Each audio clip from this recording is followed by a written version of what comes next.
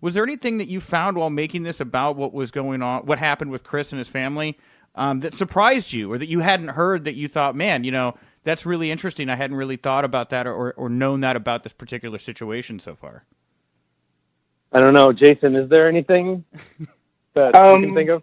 It's hard to say. I think, there are definitely just emotional details I didn't quite know until diving into the story. Just, the connection, just how much he was connected to Eddie Guerrero, and just, hearing about how much, grief, he and Nancy were experiencing at that time. Yeah. I think, just diving into the story and spending a lot of time with the story, it's just, I think for Evan and I, we've really processed that a lot, and that's something that we've talked about a lot. Is just how, the grieving process and just how much that must have been heavy on them at that time, because they were just losing so many of their close friends.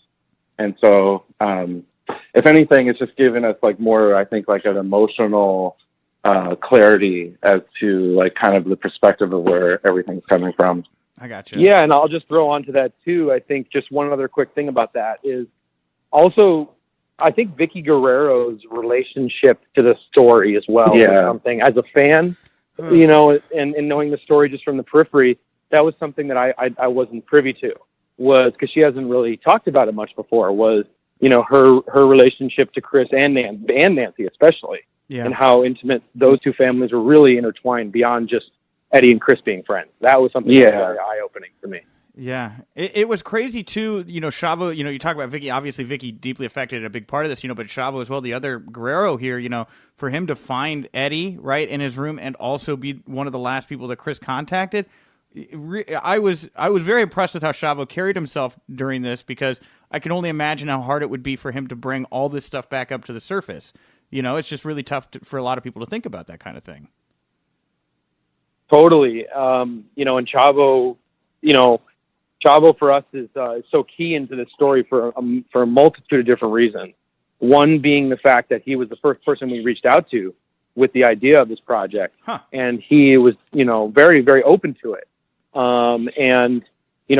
We had shown him our show before it had come out, and he thought it was great, which was cool.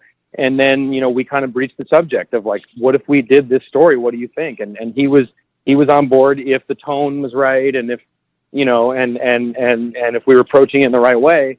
And then, Chavo, it's, he's really the one responsible for introducing us to a lot of the people you see on camera in the episode. So I don't even know if this would be really possible without his involvement.